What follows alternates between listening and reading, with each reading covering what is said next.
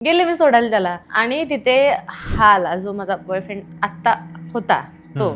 तर त्याचं जो मी ज्याला सोडायला गेले ना त्याचा प्लॅन होता की माझा यूज करून घ्यायचा असं तसं. त्याच्या 2 वर्षानंतर परत त्याने माझ्याशी कॉन्टॅक्ट केला. तर कॉलवर बोलणं झालं. त्याच्यानंतर मग रिलेशनमध्ये आले मी. घरात सांगितलं आता केलंच आहे तर मग आर नाही तर पार असं सांगितलं घरात सुद्धा. त्याच्या घरातल्यांमुळं कदाचित आम्ही वेगळं झालो. त्याच्या घरातल्यांना ऍक्सेप्ट नव्हतं कास्ट पहिली गोष्ट तर. आणि शिवाय आईनं आमचं खूप कष्ट केलं. खूप म्हणजे प्रचंड. जर दुसरी कोणती बाई असती तर लिटरली सोडून गेली असती. मी का करू? आई काही कामाला जायची कुठं? हो, तिने खूप काम केले. आईने आमच्यासाठी दिवसरात्र काम केले. ती सकाळी धुणी भांडीचे काम करायचे, दुपारी आल्यानंतर शेतात जायची वावरात कामाला. त्याच्यानंतर आल्यावर परत संध्याकाळी भांडी घासायला जायची. मग वडील काय करायचे नाही का मग त्या टाइम? करायचे, त्यांनी केलंय आमच्यासाठी बरंच. पण ते जेव्हा ड्रिंक करत नव्हते ना खूप छान चाललं होतं तेव्हा. आम्हाला तर गरज पण पडली नसती मला डान्स करायची. सध्या डान्स शोज मध्ये कशी काय आली? स्पर्धा असायची. अच्छा, स्पर्धा पण असतात का याच्या?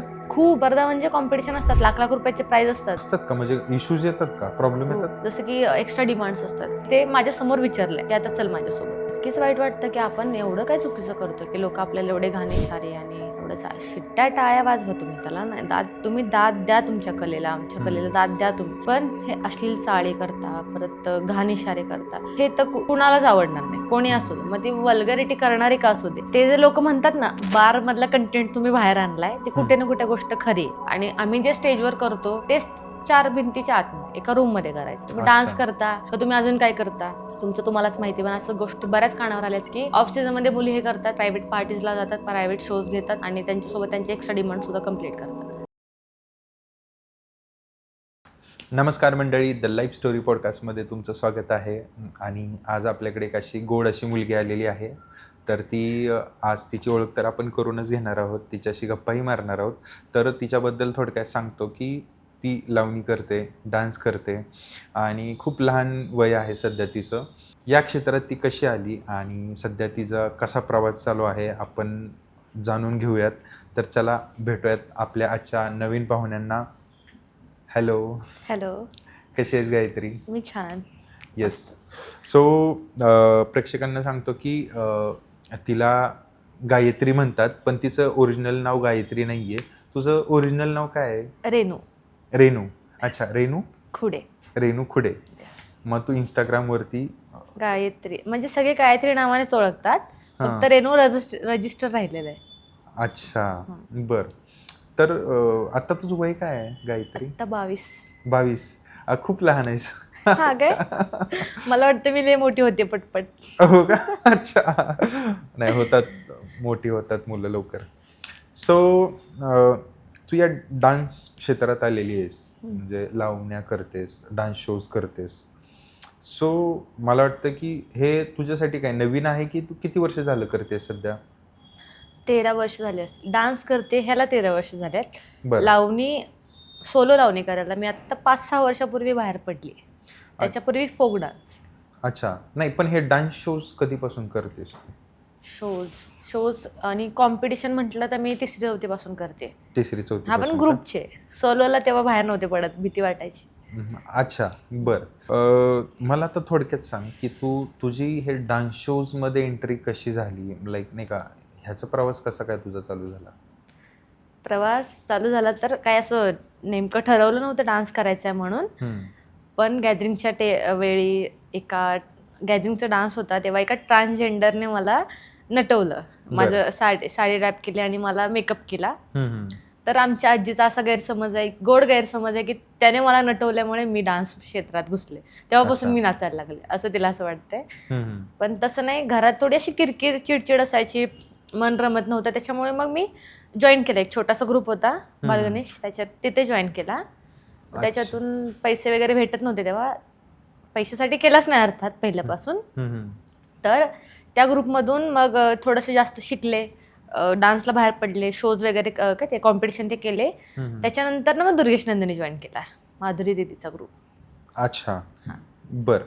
मला सांग, तू आता जसं बोललीस की घरामध्ये किरकिर व्हायची, म्हणजे मला अगोदर सांग की तुझ्या घरामध्ये कोण कोण आहेत? आमच्या घरी मम्मी, पप्पा, ताई, दादा आणि मी सगळ्यात लहान आणि आजी. बरं. दादा काय करतो आता? दादा आता त्याचं पण कॉलेज कम्प्लीट झालं जस्ट. बरं. आणि वडील काय करतात? पप्पा आमचे पहिले कॉन्ट्रॅक्टर होते, आता ते ड्रिंकच्या अभावी सगळ्या त्या गोष्टी गेल्यामुळे आता हे करतात, काम करतात सेटिंगचं. किरकिर म्हणजे तू लहान असल्यापासूनच किरकिर चालू होती का घरामध्ये? म्हणजे कशावरून? तेव्हा त्यांना डान्स कदाचित पटत नसेल तेव्हा, आणि पप्पा सुद्धा खूप तेव्हा चिडचिडे होते की त्यांना कुठल्याच गोष्टी ॲक्सेप्ट नसायच्या, खूप चिडचिड करायचे, कोणावर पण चिडचिड करायचे. अच्छा. हां, असं पप्पा थोड्या वेळासाठी आम्हाला सोडून गेले पण होते निघून. मग त्याच्यानंतर असं माझ्या कानावर आले की मी अनवॉन्टेड चाइल्ड होते, त्यांना नको होते मी, असं बरं. कळालंय मला घरातल्यांकडूनच बोलता बोलता. कदाचित ते पण असू शकतं चिडचिड करायचं कारण. बर. अच्छा. सो मग थोडंसं तुझ्या स्कूल लाईफ बद्दल सांग, कशी होती?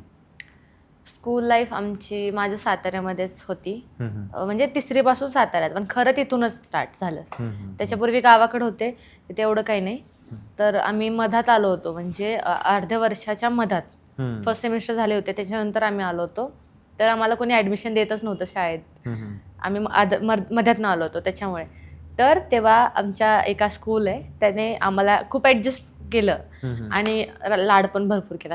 शाळेच्या सरांनी खूप लाड केला माझा. तर की मी शोजला ह्याला जायचे तर मी यायचे ना कॉम्पिटिशनवरून, तर मी झोपायचे लास्ट बेंचवर, किरकिर नव्हते करत. मी स्टडीमध्ये पण चांगली आहे पहिल्यापासून, पण मी आले ना शोजवरून कॉम्पिटिशनवरून की मग मी स्कूलमध्ये पण झोपायची लास्ट बेंचवर, आणि सरांनी पण तेवढा सपोर्ट केला मला की नोट्स वगैरे द्यायचे नंतर ना. पण एक गोष्ट विचारायची राहिली, नेमकं तुझं गाव कोणतं आहे? आम्ही राहायला सुप्यात होतो. माझं खरं गाव कवठे आहे. आत्ता कवठे महाकाळ? नाही, सुरूर कवठे, शिरूर. शिरूरची आहे का तू? सुरूर कवठे. सुरूर कवठी कुठं आलं? सातारा पुणे हायवेच्या मध्ये. बरं. अच्छा. ते खरं गाव आमचं. मग तिथे शिक्षणाची सोय नव्हती एवढी, आणि शाळा पण तेव्हा काहीच नव्हतं त्याच्यामुळे, आणि अजून सुद्धा तिथे ट्रॅव्हलिंगसाठी काहीच ऑप्शन नाहीये त्या गावामध्ये, बस वगैरे जात नाहीत अजून. त्याच्यामुळे आम्ही साताऱ्यात शिफ्ट झालो. अच्छा. तेव्हाच 3रीत असतानाच. म्हणजे तुझी भाषा, आता मी पण त्या साईडचाच आहे, तर जरा माझा टोन जरा थोडासा येतो गावठी, हलका जास्तच येत असेल, पण तुझा आवाज येत नाही तसा. असं तू जरा अशी वाटते अर्बन सिटीतली वाटते जरा. मी आगाव आहे खूप, तसं बोलायला गेलं ना तर मी ते पण आहे, आगाव, चिडचिडी आहे, सगळं आहे. माझी भाषा सुद्धा कधी कधी वाटते सातारची. मी जर आमच्याकडच्या लोकांसोबत बोलायला लागले तर कोण म्हणत नाही तू साताऱ्यात काय ते सिटीत राहते तू, एवढं म्हणजे शिव्या वगैरे देऊन बोलणं असतं माझं. आमच्या सातारी लोकांचं तेच आहे, शिव्या दिल्याशिवाय वाक्य कम्प्लीट होतच नाही. होय का? लय भारी शिव्या असतात त्यांच्या ना. खतरनाक. होय का? खतरनाक. कोण पण असू दे, शिवी दिल्याशिवाय वाक्यच पूर्ण होणार नाही. हा ना. अच्छा. काय शिवाय देतात म्हणजे? भांडणं झाली तर? बापरे, भांडणं झाल्यावर मग ते एक्स्ट्रीम लेवलचे असतात, मग ते कानातून रक्त निघेपर्यंत. पण नॉर्मल तुझ्या आईचा असंच आईच्या गावात या होत्या नॉर्मल. ह्या नॉर्मल आहेत, खूप नॉर्मल आहेत आमच्या इकडे. असं गावाकडे बोलतात तर शिवाय देऊनच बोलतात नाही का, ते एक पद्धतच आहे जरा थोडीफार. फक्त घरात तोंडावर कंट्रोल राहतो, बाकी उमरा ओलांडला की संपलं. भारी. बर. मग स्कूल तू कम्प्लीट केलंस, मग पुढे कॉलेजमध्ये कसं म्हणजे कॉलेजची लाईफ कशी होती? कॉलेजमध्ये तर कॉलेज पण नाही, 11वी 12वीच केलं असेल बहुतेक रेग्युलर कॉलेज. बरं. तेव्हा तर मैत्रिणी भेटल्या. 11वी कॉमर्सने केली, 12वी आर्ट्सने केली, असं नादात मैत्रिणींच्या. बरं. होत्या व्यवस्थित जरा फार, पण मी तेव्हा फक्त कॉलेज करायच्या, मी शोज करून सगळं करायच्या ना. तर त्यांनी भयंकर लुटलं मला पैशाला, पोरींना.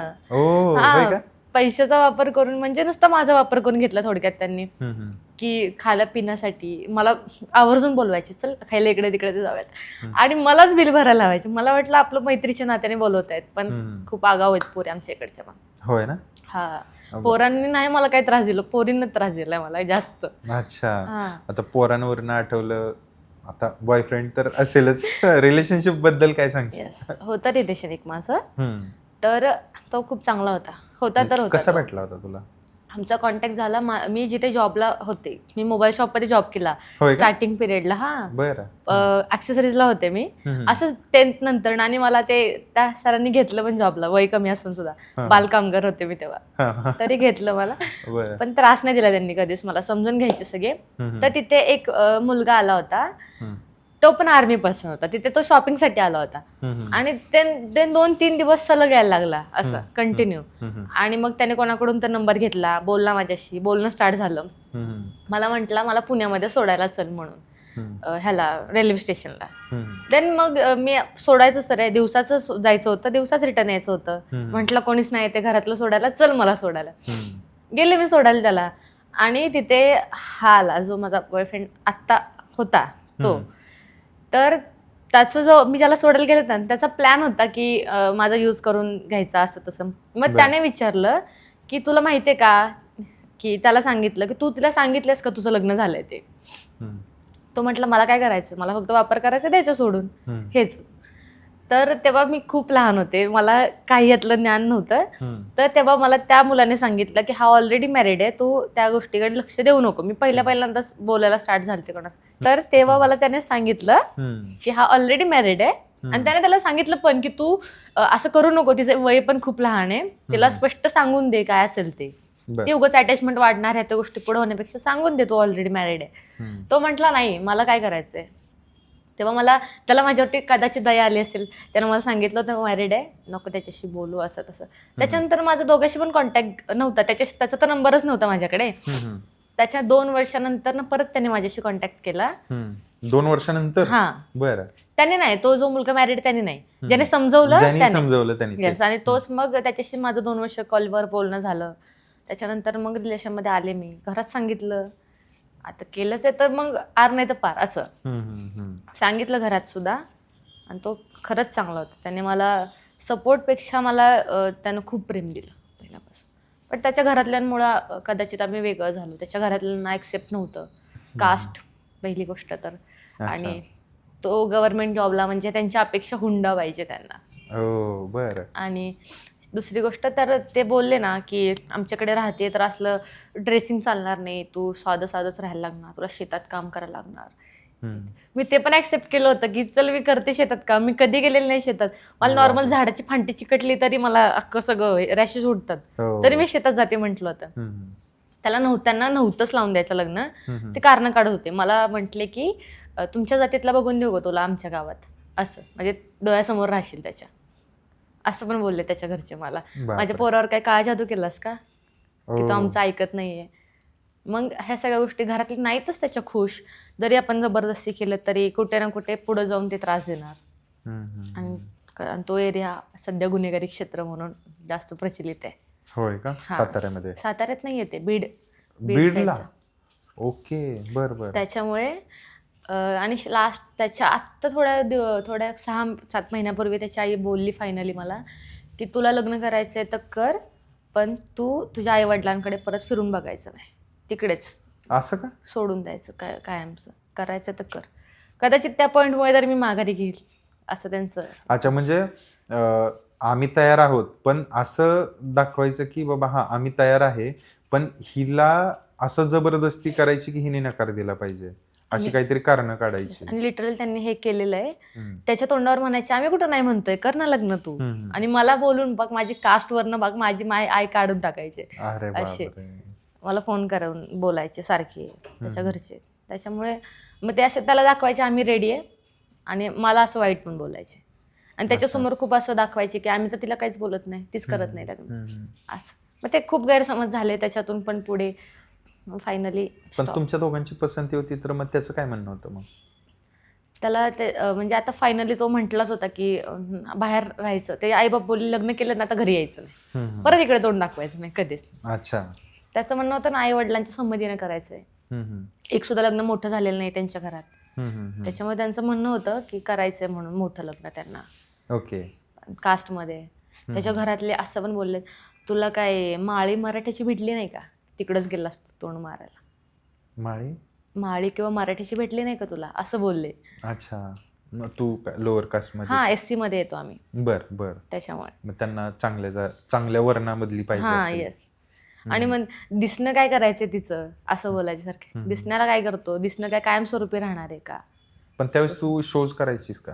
करायचे पण माहित नव्हतं त्यांना कोणाला, त्याला पण माहित नव्हतं? त्याला माहिती होतं फक्त. अच्छा, बर बर. पोस्ट नव्हते टाकत आणि मी त्याच्यामुळेच कदाचित आता मी एवढे माझे फॉलोअर्स कमी आहेत ना, त्याच्यामुळे मी अच्छा. कधीच पोस्ट टाकली नाही. माझी तुम्ही पहिली पोस्ट बघाल ना, त्या 3 महिन्यापूर्वीची आत्ता. अच्छा, म्हणजे तू आता रिसेंट जॉईन झाली आहेस हा, इंस्टाग्रामला? इंस्टाग्राम यूज करते आधीपासून, पण डान्स रिलेटेड एक पण पोस्ट नाहीये का व्हिडिओ नाहीये, काहीच नाहीये. म्हणजे आता जस्टच ब्रेकअप झालंय, हा, अभी अभी दिल तुटा है असं आहे का? तसं पण नाही, तिला आधीपासून तुटत आलंय. अच्छा, हो का? बरं. सारखंच कुठल्या ना कुठल्या गोष्टीमुळे आलंच येते होत आतापर्यंत. पण आता रिसेंट त्याचे आई पप्पा बोलल्यामुळे फायनली स्टॉप घेतला की आता त्यांची इच्छा नाहीच आहे, तर आपण काय जबरदस्ती करायची त्यांना प्रत्येक वेळेस. मग तुझं तर पहिलं प्रेम होतं, आर नाही तर पार, मग कसे काय मागे पण पाठीमागे? शिवाय त्याच्या आई वडिलांनी पण त्याच्यासाठी खूप कष्ट केले असतील, त्यांची पण इच्छा असेल ना काहीतरी की मुलाचं चांगलं लग्न झालेलं बघायचंय, त्याच्यामुळे घेतलं मागं. शिव्या घालून ब्रेकअप केलं की असंच सोडून दिलं? शिव्या नाही, शिव्या घाल, त्यांनी सुद्धा कधी मला शिवी दिली नाही आतापर्यंत. अच्छा, म्हणजे प्रेमाने झालं सगळं? कॉन्टॅक्ट मध्ये आहे, आणखी सुद्धा बोलतात, पण कॉलवर बोलणं फक्त, कधी समोरासमोर भेटणं नाही. कधी वाटलं तर फोन करायचा, नाही तर पण रिलेशनशिप मध्ये असताना फक्त फोनवरतीच, असं भेटले वगैरे नाही कधी? जास्त नाही, रेअर. ते पोस्टिंग असायचं सारखं कुठे पण, त्याच्यामुळे सुट्टीला येईल तेव्हाच, मग घरी टाइम द्यायला लागायचा बऱ्याच, मग इकडे कधी व्हायचं, पॉसिबल नाही व्हायचं असं. तुझ्या घरच्यांनी डान्स शो कसं काय ऍक्सेप्ट केलं? ऍक्सेप्ट नाही, त्यांनी सोडून दिले आता. का बरं? हो का? हे सुधारणार नाही, आपण काही पण करा असं फायनली अपेक्षा सोडून दिल्यात. त्यांनी बरंच समजवलं मला, तू जॉब कर आणि हे ते, पण मला त्यांनी एवढंच सांगणं आहे की जे महिनाभरानं मी महिनाभर काम करून कमवणार आहे, ते मी एका दिवसात कमवणार आहे. खरंय. मग का त्या गोष्टीकडे लवकर प्रगती होईल, म्हणजे फायनान्शियल कंडिशन लवकर सुधारली जाईल आणि आपण थोडी वाईट मार्गातून काय करतोय, जे काय ते उघड उघड आहे घरातल्यांसमोर. तुझी कंडिशन चांगली नव्हती का? तुमच्या घरची कंडिशन चांगली नव्हती का? खूप वाईट होती, म्हणजे लिटरली खूप वाईट दिवस बघितलेत आम्ही. असं पत्र्याचं घर, त्याच्यातून सुद्धा पावसाळा आला की भीतीच वाटायची की आता घरात खूप भीती वाटायची. आम्ही असं रात्र जागून काढली त्याच्यातून. त्याच्यामुळे जे काय ते आता खूप चांगलं चाललंय सध्या, कारण एवढे वाईट दिवस बघितलेत. आणि शिवाय आईनं आमचं खूप कष्ट केले, खूप म्हणजे प्रचंड. दुसरी कोणती बाई असती तर लिटरली सोडून गेली असती की मी का करू म्हणून गेली असती, नाहीतर लग्न लावून दिलं असतं कुठे पण विचार न करता. आता राहिला विषय कास्टचा, तर अजूनही आमच्या किंवा ज्या लोअर कास्ट आहेत त्याच्यामध्ये मुलींचं शिक्षणावर याच्यावर भर दिलाच जात नाही. त्यांना असं कधी मुलीचं लग्न करतोय, कधी आटपून जातोय, असं मोकळं होतंय कधी जबाबदारीतून, असं असतं. त्याच्यातून सुद्धा आमच्या आईनं एवढ्या लोकांचा विरोध सहन करत सुद्धा आम्हाला शिकवलं आणि त्या लायक बनवलं. त्याच्यामुळे आईचं खास आभार. आई काही कामाला जायची कुठं? हो, कुठं? तिने खूप काम केले. आईने आमच्यासाठी दिवसनरात्र काम केले. ती सकाळी धुणी भांडीचे काम करायचे, दुपारी आल्यानंतर शेतात जायची वावरात कामाला, त्याच्यानंतर आल्यावर परत संध्याकाळी भांडी घासायला जायची. म्हणजे तिनं खूप कष्ट करून, म्हणजे त्या काळी दिदीची आमच्या लाख रुपयाने फीस भरली मम्मीनं आमच्या ह्या कामाच्या जोरावर. बापरे, म्हणजे दुसऱ्याकडं धुणी भांडी करून सगळं हे केलंय. येस, तिने खूप आमच्या आईनं. मग वडील काय करायचं नाही का मग त्या टाइम? करायचे, त्यांनी केलंय आमच्यासाठी बरंच, पण ते जेव्हा ड्रिंक करत नव्हते ना, खूप छान चाललं होतं तेव्हा. आम्हाला तर गरज पण पडली नसती मला डान्स करायची सध्या, कारण पप्पा जेव्हा ड्रिंक करत नव्हते तेव्हा खूप छान होतं आमचं घर होतं सुप्यामध्ये स्वतःचं, आणि छान परिस्थिती होती. जी गोष्ट मागेल ती तेव्हा भेटलेली पण आहे.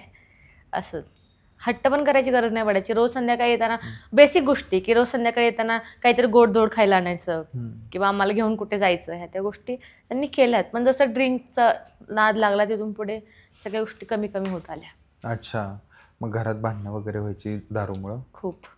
हो ना. हा, फक्त वडिलांनी कधी आमच्या आईवर हात नाही उचलला आतापर्यंत. आता नॉर्मल किरकिर, चिडचिड, शिवीगाळ चालायचं, तर हात नाही कधी उचलला त्यांनी आईवर आमच्या. अच्छा, बरं. मग मला सांग, नंतर तू ह्याच्यामध्ये डान्स शोजमध्ये कशी काय आली डान्स करत करत? म्हणजे तू कॉलेज आणि हे फक्त गॅदरिंग वगैरे हेच करायचीस? नाही, मी 3rd स्टँडर्डमध्ये तेव्हा ग्रुप जॉईन केला होता. तिथून तेव्हापासून कॉम्पिटिशन, ग्रुप कॉम्पिटिशन, पण ग्रुप जायचा पूर्ण आमचा. म्हणजे कसं? ग्रुप म्हणजे डान्स शो सारखं का? हा, पण कॉम्पिटिशन, स्पर्धा असायची. अच्छा, स्पर्धा पण असतात का याच्या? खूप स्पर्धा म्हणजे कॉम्पिटिशन असतात, लाख लाख रुपयाचे प्राइज असतात. हो का? हो, ज्याला नंबर भेटेल. लावणी महोत्सव मी ऐकलेला आहे, पण हे डान्स शो बद्दल मी नाही ऐकलं नव्हतं. आमच्या भागात खूप चालतं, अजून सुद्धा चालतं कॉम्पिटिशन. खूप ग्रुप येतात बाहेरचे, त्यांचे डान्स परफॉर्मन्स देतात, कॉम्पिटिशन लेवलचेच देतात. त्याच्यातून मग 3 नंबर काढतात. जे काय हायेस्ट बक्षीस असेल, आमच्या ते हायेस्ट बक्षीस 1-1.5 लाखापर्यंत असतं पहिल्या क्रमांकाला. आणि तेवढी रक्कम देतात पण ते, ना की असंच पुकारतात म्हणून. कॉम्पिटिशन खूप छान. पहिल्यापासून कॉम्पिटिशनच खेळले, शोजला आता बाहेर पडले. बरं, मग आता तू कमवतेस, एवढं 22 वर्षाची आहेस आणि तू छान कमवतेस. मग आता घरच्यांच्या नजरा कशा आहेत तुझ्याकडे बघण्याचा? आता तेवढं एक डान्सर म्हणलं होतं, ते आयुष्यभर सहन करावंच लागणार. बरं. ते क्षेत्र निवडले तर मग तेवढी मानसिकता पण केली की लोक लास्ट पर्यंत आपल्याला बोलणार. मग घरातले असो वा बाहेरचे असो. त्याच्यामुळे आता ते चालतच राहतं. ते काय नवीन नाही राहिलं माझ्यासाठी की आता घरचे खूप प्रेमानं वागणार, आता तू डान्स करते, कमवते म्हणजे आता पाक तुला जागेवरतीच जेवण आणून देणार, असं नाही. बोलणं, चिडचिड, किरकिर, म्हणजे पहिल्यापेक्षा जरा जो प्रॉब्लेम होता तो आता क्लिअर झालेला आहे. थोडाफार झालेला आहे. बरं, ओके. मग आता ज्यावेळेस तुम्ही डान्स शोला वगैरे जातात, तर मग तू मगाशी बोललीस की नाही का लोक विचित्र मागणी करतात, तर त्याच्याबद्दल थोडंसं सांग जरा. विचित्र मागणी, डान्स कार्यक्रम देताना सुद्धा काही लोकांना बोलत असतील. आता माझं एज कमी आहे, मी एवढे काय शोज घेतलेले नाही आहेत. मी बाकी दुसऱ्यांच्या शोला जातो शक्यतो. मी घेतलेच स्वतःचे कार्यक्रम, पण एवढे नाही जेवढे बाकीचे लोक घेतात ते. कारण मला कुठे ना कुठे भीती आहे त्या गोष्टीची की जर पुढून काय प्रॉब्लेम आला तर मला फेस करायचं होईल का नाही.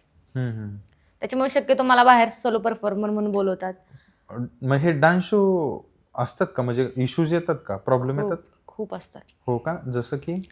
जसं की एक्स्ट्रा डिमांड्स असतात काही लोकांचे. जे शोज देतात आपल्याला त्यांचं असतं, तुला एवढी एवढी रक्कम देतो आम्ही, तो आमच्या एक्स्ट्रा डिमांड्स असतात तिथं कम्प्लीट कर. हो का? आणि कोण लोक असतात ती? जे शो देणारे प्रशिस्तीत लोक असतात जवळपास. हा, अच्छा. ज्यांच्याकडे बघून वाटणार पण नाही हे लोक असं बोलत असतील. एवढे तेवढे मवाळ पण असतात, मयाळू पण असतात. पण ते बॅक साईड स्टेजच्या बॅक साईडचे जे इश्यू आहेत ना हे सगळे, की कार्यक्रम झाल्यानंतर ना येणार का तू, समोर डायरेक्ट विचारतात. हा, मी स्वतः बघितलंय. मी दुसऱ्याच्या कार्यक्रमाला गेले होते, तर तिथं स्वतः बघितलंय मी की ते माझ्या समोर विचारलंय की आता चल माझ्यासोबत, असं. बापरे. आणि मुली जातात? जाणारे जातात, 50% जातात पैशांसाठी. येस. ह्या फील्डला त्याच्यामुळे तर लोकांनी बदनाम केलंय की अशा काही मुली आहेत ना ज्या थोड्या पैशासाठी सुद्धा स्वतःचं शरीर दुसऱ्याला देतात.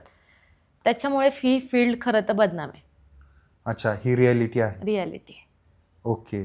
आणि हे जे डान्स शो साठी बोलवणारी लोक असतात, तर हे म्हणजे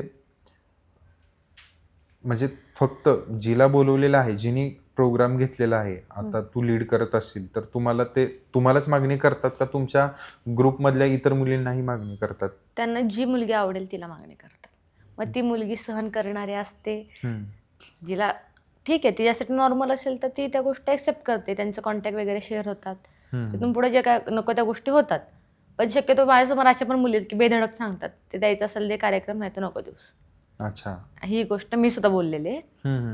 आता 2-3 महिन्यापूर्वीची गोष्ट आहे. आला होता एक कार्यक्रम मला, ते चांगली रक्कम द्यायला तयार होते, पण एक्स्ट्रा डिमांड होते, नको देऊ म्हटलं कार्यक्रम.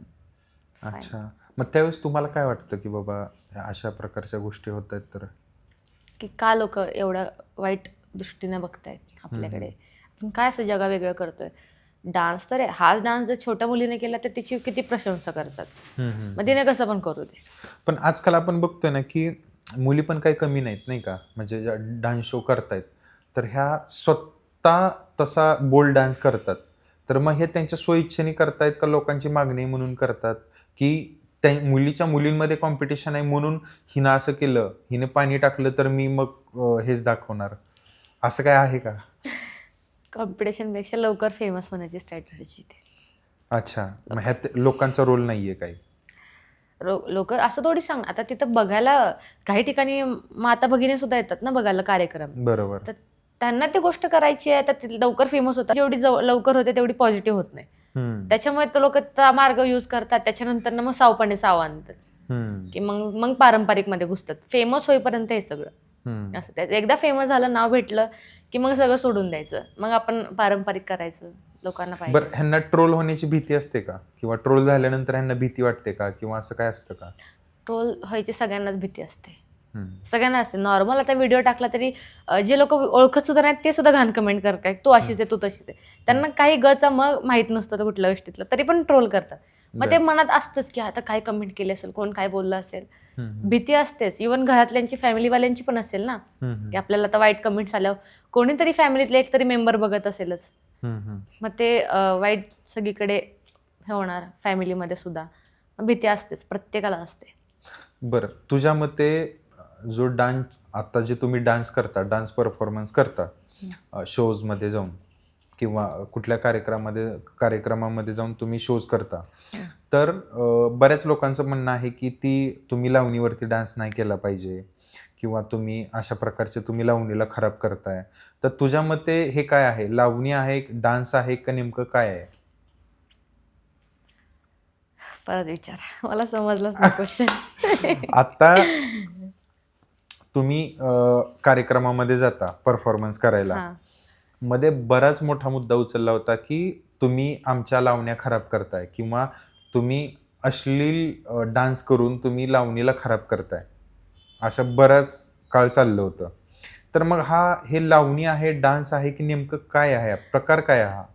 ते पहिली गोष्ट तर ते जे लोक म्हणतात ना, बार मधला कंटेंट तुम्ही बाहेर आणलाय, ते कुठे ना कुठे गोष्ट खरी आहे. जरी मी वेस्टर्न लावणी करत असले, मी काही जरी करत असले, तरी तो प्रकार मी केलेला नाहीये.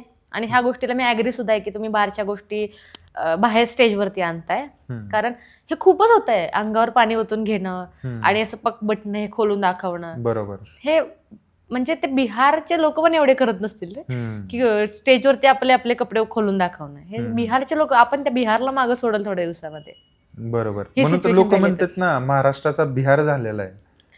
खरं आहे हे. आणि त्यातून सुद्धा लावणीचं आउटफिट घालून हे सगळं करताय तुम्ही, मग त्या लावणीला त्या दृष्टीने बघणार ना लोक. तुम्ही जो ड्रेस वेअर कर, वेस्टर्नला कोणी नाही म्हटलंच नाहीये. माता भगिनी सुद्धा वेस्टर्न डान्स एन्जॉय करतात, त्याच्यात मातच नाहीये. जे लावणी करतात त्या कलाकारांचा अपमान नाही का मग हा? होतोय खूप. कारण तुम्ही वेस्टर्न करा, तुम्ही लावणी करा, तुम्ही जो आउटफिट घालाल तुम्ही त्या अकॉर्डिंग डान्स द्या ना. तुम्ही पारंपरिक लावणीचा तुम्ही पोशाख केलाय तर पारंपरिक द्या. तुम्ही वेस्टर्नचा पोशाख घातलाय तर तुम्ही म्हणजे नक्कीच वेस्टर्न द्या, पण आपल्या मर्यादांच्या चौकटीमध्ये राहून ह्या गोष्टी करा. की आपण आपले डान्स, जरी तिथं तुमच्या समोर लेडीज नसतील, कुठून तरी लेडीज बघत असतील, आणि ज्यांना डान्स आहे, डान्सची आवड आहे, त्या लोकांना सुद्धा त्यांच्या घरातले म्हणतील तू ह्या फील्डमध्ये जायचं, हे बघ काय चाललंय स्टेजवर. म्हणजे तुमच्यामुळे कदाचित ज्या लोकांना आवड आहे त्यांना पण ह्या क्षेत्रात यायला आता घरातले अपोज करत असतील, तुम्ही हे सगळ्या गोष्टी बघून. बरं, मुली, आता सध्या आधुनिक प्रश्न आहे मला की मुली इंस्टाग्रामवरती जे नाव लावतात, कुणी पाटील लावत असेल, कुणी हे, कुणी ते, कुणी पुणेकर, कुणी बारामतीकर, XYZ, नाही का, तर हे टोपण नावं असतात, ही नावं दिलेली असतात का, म्हणजे काय असतं नेमकं हे? स्वतःच्या इच्छेने लावलेली नावं असतात. काही लोक असतील खरोखर मध्ये पाटील, परफेक्ट, तुम्ही बेस्टच आहात, तुम्हाला कोणी हे केलंच नाही, तुम्ही बाकीच्यांना सुद्धा पुढे यायचा चान्स द्या. की तुम्ही त्यांना सुद्धा काही गोष्टी, तुम्ही सिनियर म्हणून त्यांना कुठल्या 4 गोष्टी शिकवा, त्यांना पुढे कसं जाता येईल हे बघा. तुम्ही जळण्या व्यतिरिक्त तुम्ही हे पण करू शकता, तुमचंच नाव निघेल ना पुढे जाऊन. बरोबर, ही पण गोष्ट आहे. आणि जळणारे असे पण आहेत की कॉपी करायचं, कंटेंट कॉपी करायचं पूर्ण.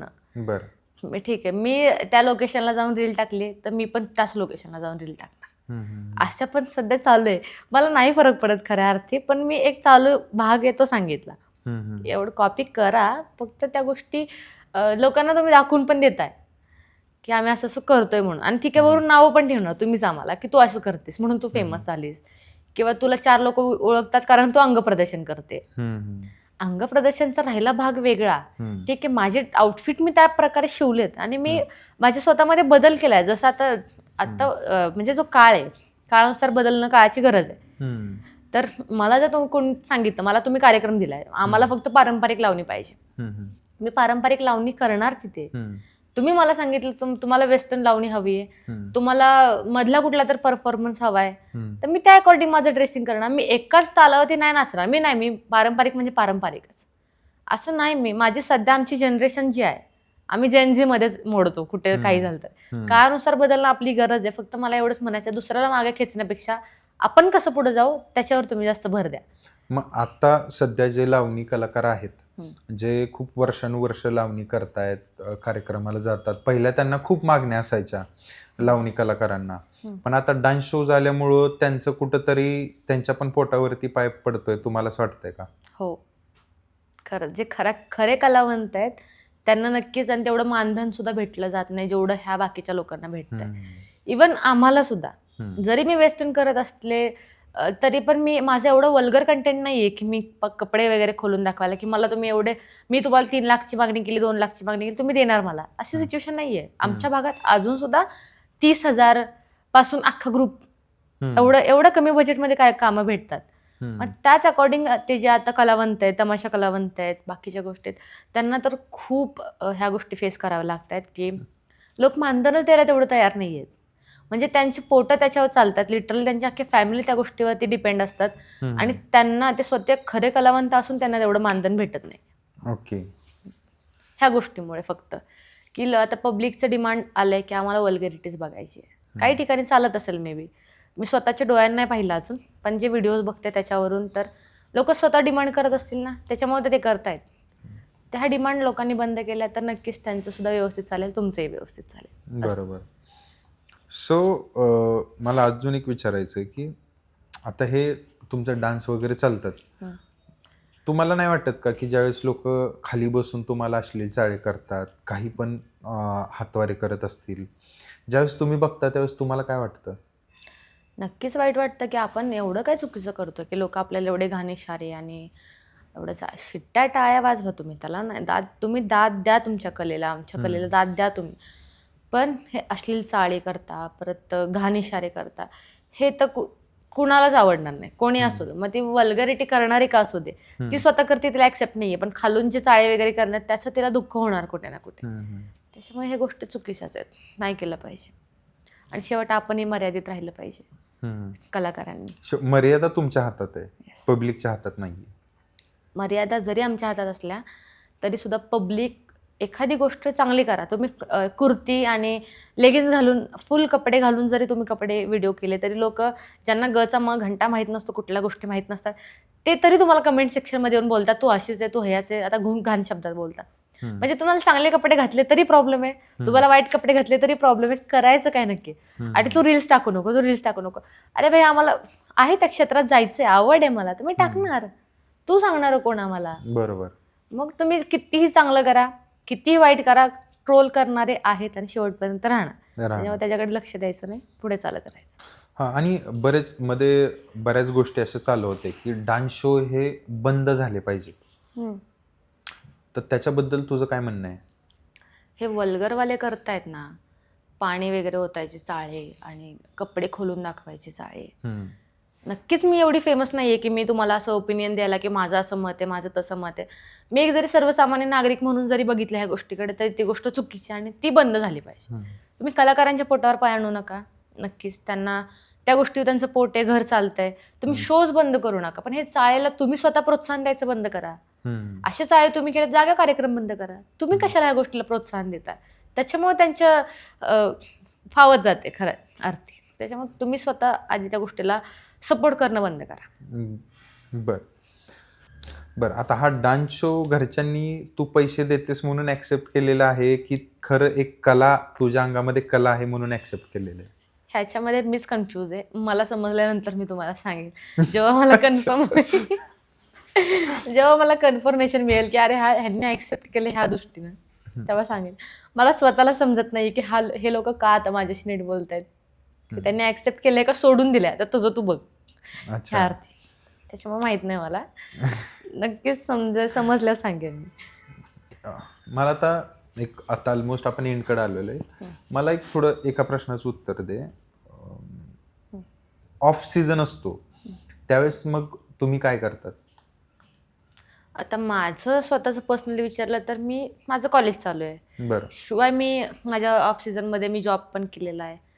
मी बऱ्याच ठिकाणी काम केलंय. मी मोबाईल शॉपमध्ये काम केलंय. मी कपड्याच्या दुकानात सुद्धा काम केलंय. ऑफ सीझन कॉलेज करत, शाळा करत त्या गोष्टी मी केलेल्या आहेत. आता बाकीच्या मुलींचं घ्यायला बसलं तर अशा कानावर आलेल्या गोष्टी आहेत की ते जसा कला केंद्र हा पॅटर्न चालू आहे हम्म, काही भागात, हम्म, ते असेल कदाचित प्रोफेशनल. मी काय स्वतः जाऊन बघितलेलं नाहीये की तिथे काय चालतं काय नाही. पण जे आमच्या भागात चालतं किंवा भागातपेक्षा आपल्या महाराष्ट्रामध्ये पण चालतं, बऱ्याच ठिकाणी चालतं असं की प्रायव्हेट शोज असतात, प्रायव्हेट पार्टीज घेतात लोक. म्हणजे कसं? जे स्टेजवर आमचं, आता खऱ्या अर्थी सांगू का, तर मी एक कार्यक्रम केलेला आहे, हम्म, प्रायव्हेट पार्टी म्हणून मी कार्यक्रम केलेला आहे. बट तिथलं स्वरूप वेगळं होतं. जे आपण जे स्टेजवर करतो तेच तुम्ही एक लाऊंजमध्येच त्यांनी स्टेज टाकलं होतं. आम्ही त्याच गोष्टी ज्या आम्ही बाहेर स्टेजवर करतो तेच आम्ही तिथे स्टेजवर केलं. हम्म, आमच्यासोबत मुलींचे पॅरेंट्स असतात, हम्म, म्हणजे 2-3 मुलींच्या आई सोबत असते, हम्म. काही लोकांचे वडील सोबत असतात, काही लोकांचा भाऊ सोबत असतो. म्हणजे आमच्यामध्ये वाईट गोष्टी व्हायचा काही चान्सच नाही आमच्या ग्रुपमध्ये पर्सनली. पण मी बाकीच्या गोष्टींमध्ये असं ऐकलंय, कानावर आलंय की त्या गोष्टी पोरी जातात हम्म. आणि आम्ही जे स्टेजवर करतो तेच 4 भिंतीच्या आतमध्ये एका रूममध्ये करायचं. तुम्ही डान्स अच्छा. करता का तुम्ही अजून काय करता तुमचं तुम्हालाच माहिती. पण असं गोष्टी बऱ्याच कानावर आल्यात की ऑफ सीझनमध्ये मुली हे करतात, प्रायव्हेट पार्टीजला जातात, प्रायव्हेट शोज घेतात आणि त्यांच्यासोबत त्यांचे एक्स्ट्रा डिमांडसुद्धा कंप्लीट करतात. एक्स्ट्रा डिमांड कम्प्लीट करतात? हां. अच्छा, ओके. सो सध्याच्या ज्या चांगल्या चांगल्या कलावंत आहेत, फेमस झालेल्या आहेत, मी कोणाचं नाव नाही घेते, बट कानावर आता अफवाच, शेवट अफवाच म्हणायचं त्या गोष्टीला. पण त्यांच्याबद्दल सुद्धा अफवा उठवतात की ह्या सुद्धा मुली जातात म्हणून पैशासाठी दुसऱ्यांसोबत, की एक्स्ट्रा डिमांड कंप्लीट करायला त्यांची. हो का? बापरे. सत्य परिस्थिती आपल्याला माहित नाहीये, बट ही गोष्ट कानावर आलेली आहे म्हणून मी फक्त बोललो. मी असं ऐकलेलं आहे, जी कानावरती म्हणजे उडत उडत येणारी गोष्ट, म्हणजे जी का अशी उडत उडत आलेली गोष्ट पण खरी असते. असू पण शकते, आता स्वतः जाऊन बघितलेलं नाहीये, हा, बघितलेली तर नाहीये, बरोबर आहे. पण ते असू शकते मे बी की लोक बोलतात म्हणजे याच्या मागे काहीतरी रिझन असेल किंवा त्यांना त्या व्यक्तीला मागे खेचायचा सुद्धा प्लॅन असू शकतो. म्हणजे डान्स शोची रियालिटी म्हणजे एक डार्क रियालिटी पण म्हणता येईल, की शोज होणं हे एक वेगळी गोष्ट आहे, पण त्याच्या पाठीमागे दुसऱ्या गोष्टी पण चाललेल्या आहेत. हो. म्हणजे प्रायव्हेट पार्टी करणं, हम्म. त्याच्यानंतर डिमांड, एक्स्ट्रा डिमांड. हो. म्हणजे सध्याचं स्वरूप काय झालंय तर मला स्वतःला पर्सनली मला लाईव्ह लावणी करायला खूप आवडते. मला आवडती कलाकार सगळ्यात जास्त आकांक्षा कदम. आत्ता सध्या लावणीमध्ये ती खूप छान, तिचा डान्स खूप आवडतो मला, एक्सप्रेशन खूप आवडतात.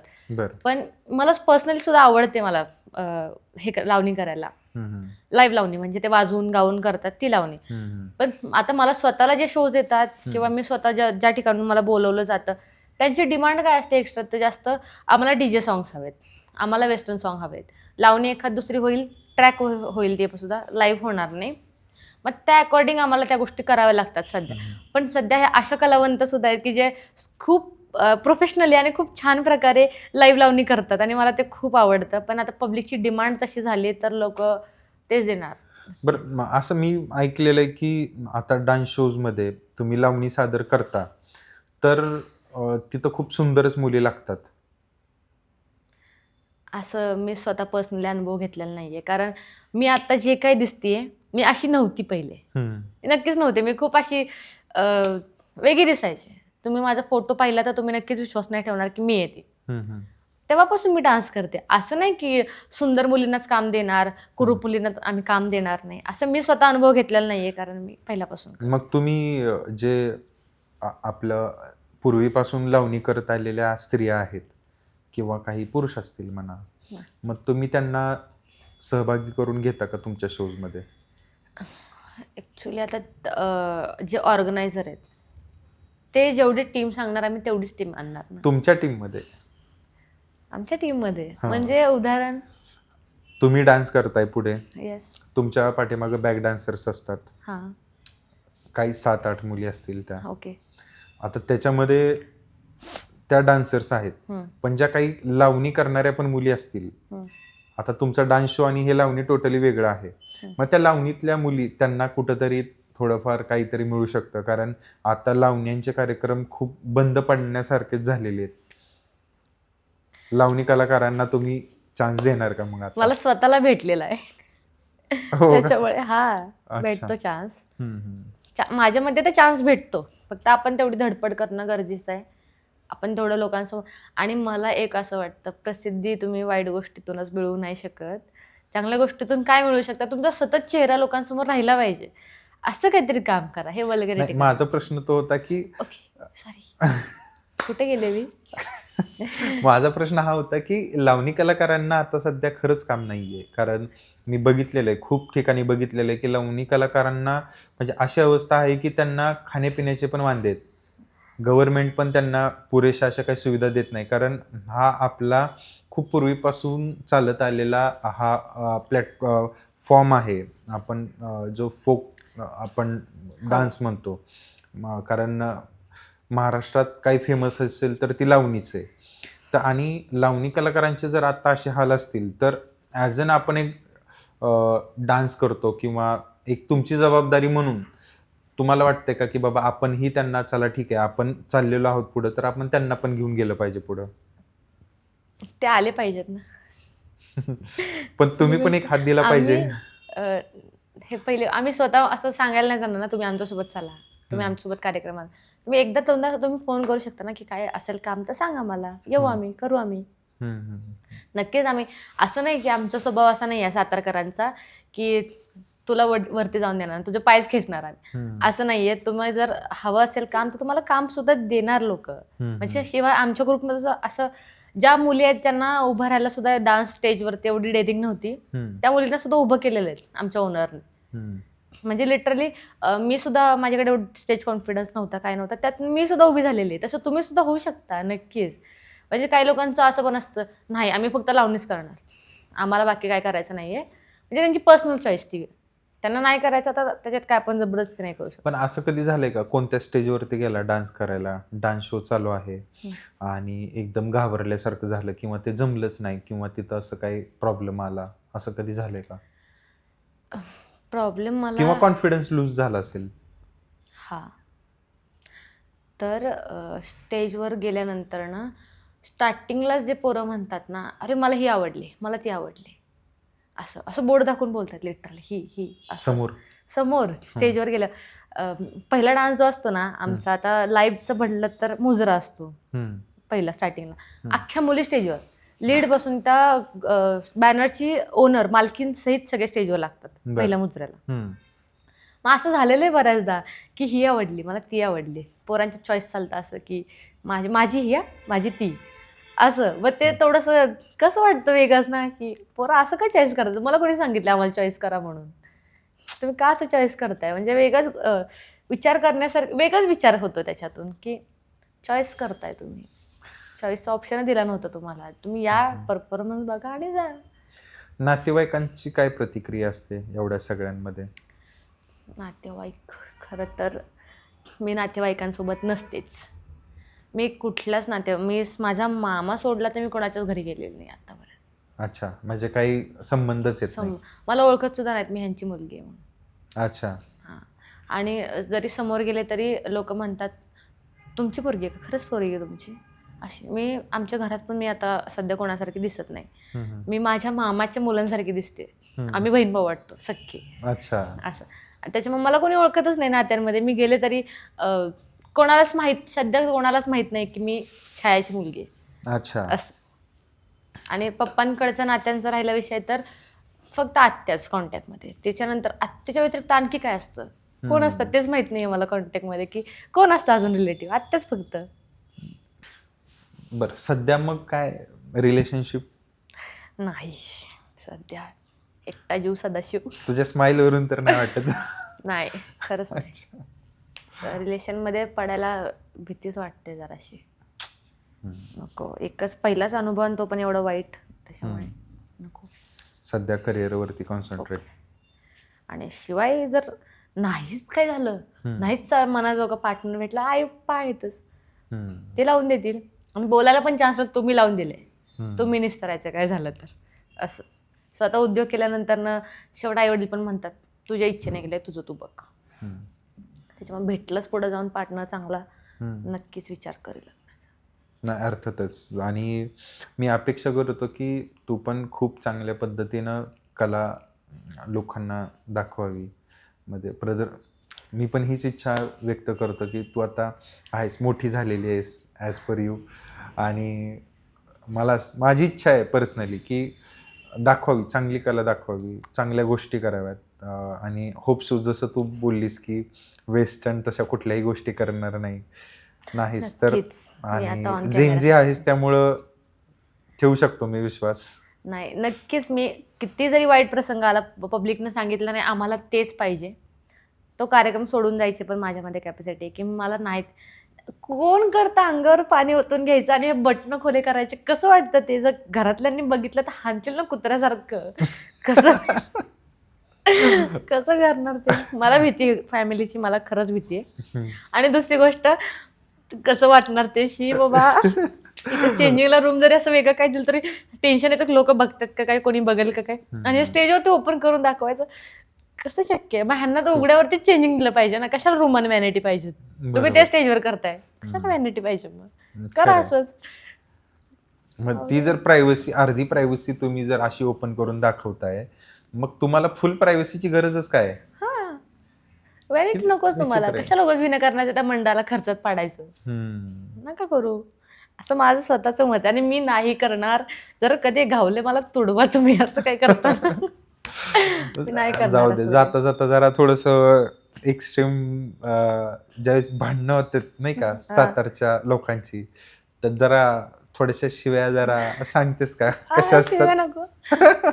शिवाय तर नको, पण आई माय काढल्याशिवाय तर गप्प बसत नाही. त्याचा पाक चिट्टा खोलून टाकायचा, तुझ्या आईपासूनची सगळी लपडी काढायची. मग असं कोणाचं कोणाबरोबर होतं, कोणाचं ह्याच्याबरोबर होतं, त्याच्यावर असं. म्हणजे सातारकर शक्यतो रागात असल्यावर त्यांना काहीच कळत नाही आपण कोणाला बोलतो आणि काय बोलतोय. नंतर पश्चाताप होता, अरे उगाच बोललो आपण, तेव्हा वेळ निघून गेलेली असते. हे खरं तर सातारकरांचा प्लस पॉईंट आहे की नॉर्मल जरी बोललं तर लोकांना वाटतं हा रागात बोलतोय. आयुष्य चाललंय त्याच्यातच, अरे रागात नाही बोलत आहे, समजवण्यातच. सातारकर माया पण लय लावतात म्हणे. खूप, हा ना, खूप खूप खूप. एखाद्याला जीव लावला ना तर मग अंगातलं काढून द्यायची सवय आहे त्यांना. असं खूप चांगले सातारकर. तर चिडल्यानंतर ना जरा 4 हात लांब राहत जावं सगळ्यांनीच, कारण ते खरंच काही कळत नाही. मी लिटरली स्वतःवरून सुद्धा अनुभव आहे मला. चिडल्यावर रागात असल्यावर काही कळत नाही आपण कोणाला बोलतोय, काय बोलतोय.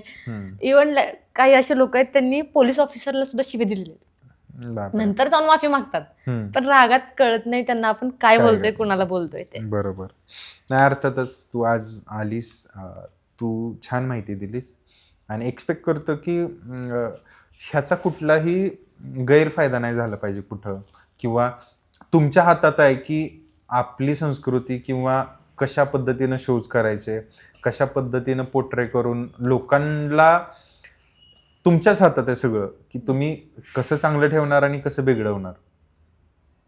तुम्ही कुठंतरी कंट्रोलमध्ये राहिलात तर ते कुठल्या तरी एका पर्टिक्युलर ओरामध्ये राहतील. आणि जर कॉम्पिटिशनमुळं जर अशा काही गोष्टी झाल्या तर मला वाटतं की पुढे जाऊन मुलं बिघडू शकतात. कारण ऑडियन्सला कुणीच थांबवू शकत नाही, तुम्ही थांबवू शकत नाही, म्हणजे कुणीच नाही.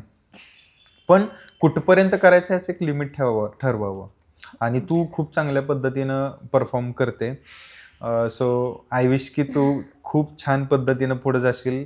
आणि मला हिचा एक मुद्दा खूप छान वाटला मित्रांनो, की जे सिनियर झालेले आहेत ना, तर त्यांनी आता नवीन लोकांना चान्स दिला पाहिजे. आणि प्रत्येकाला मला तर तेच वाटतं की नाही का, तुमचा काळ तुम्ही गाजवताय, तुम्ही आता नवीन मुलांना चान्स द्या. त्यांना सांगा की बाबा हे नको करू, ते नको करू, जरा गायडन्स करा. तुम्ही आयुष्यभर तुम्ही करणार, तुम्ही मान्य, तुम्ही टॉपरला राहचाल, सगळं करचाल, पण नवीन लोकांनाही, त्याच्यामुळे लोक शॉर्टकट काढतात फेमस होण्यासाठी. कारण प्रत्येकालाच पुढचं पाऊल उचलायचं आहे. तर काय होतं की ते कॉम्पिटिशन लागल्यामुळं मग ते एक जण तिरका पाय टाकतंय, एक जण सरळ टाकतंय, कुणी चुकीच्या मार्गाने करतंय, तर ते व्हायला नाही पाहिजे. तर आज आपण इथंच थांबतोय. गायत्री, तू आज आलीस इथे, खरंच तुझे धन्यवाद आणि थँक्यू सो मच. बोल की. येस.